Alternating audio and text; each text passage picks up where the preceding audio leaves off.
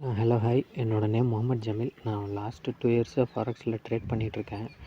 அந்த க்ரீன்பிப்ஸ்னு யூடியூப் சேனலில் ரொம்ப நாளாக ஃபாலோ பண்ணிகிட்ருக்கேன். அதில் க்ரீன்பிப்ஸ் யூடியூப் சேனலில் அந்த ஹாரிஃப் பிரதர் அவங்கள காண்டாக்ட் பண்ணி எஸ்பிஆர் எஸ்எஸ்ஆர்னு ஸ்ட்ராட்டஜி கிளாஸ் அட்டன் பண்ணேன். அந்த கிளாஸ் அட்டன் பண்ணதுக்கப்புறம் எனக்கு வந்து நல்ல கான்ஃபிடென்ட் லெவலில் ட்ரேடிங்கில் நல்லா பூஸ்ட் ஆகிடுச்சு. இவங்க சொல்லித்தர ஸ்ட்ராட்டஜி வந்து ரொம்ப சிம்பிளாக இருக்குது. ஒரு 2 பேட்டர்னை மட்டும் வச்சு சொல்லித்தராங்க.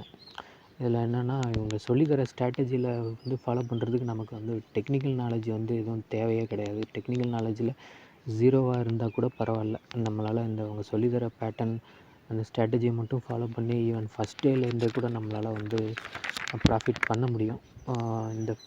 இந்த ஸ்ட்ராட்டஜி இப்போ ஃபாலோ பண்ணி என்னால் பர் டேக்கு வந்து 400 to 500 பாயிண்ட்ஸ் வந்து என்னால் ஈஸியாகவே வந்து எடுக்க முடியுது.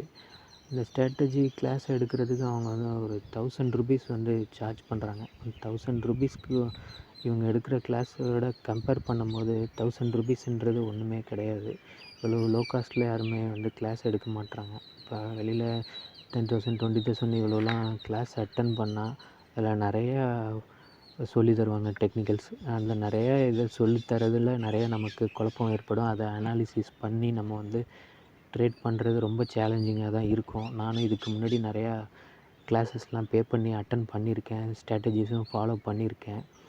அதில் கிடைச்ச கான்ஃபிடென்ட்டை விட, அதில் கிடைச்ச சக்ஸஸை விட இப்போ இவங்க சொல்லித்தரது ரொம்ப ரொம்ப பேசிக்காக ஒரு 2 மணி நேரம் கிளாஸில் வந்து ஒரு பேட்டர்னை மட்டும் வச்சு அவங்க சொல்லித்தரது ரொம்ப ஈஸியாக இருக்குது. நமக்கு வந்து ஃபஸ்ட் டேலேருந்து நம்மளால் வந்து அந்த ஸ்ட்ராட்டஜியை மட்டும் ஃபாலோ பண்ணி பண்ணோன்னா நம்மளால் கண்டிப்பாக ப்ராஃபிட் பண்ண முடியும். அதனால் இவங்க சொல்லித்தர ஸ்ட்ராட்டஜி எல்லோரும் கற்றுக்கிட்டு எல்லாருமே நல்லா ப்ராஃபிட் பண்ணணும்னு நான் கேட்டுக்கிறேன்.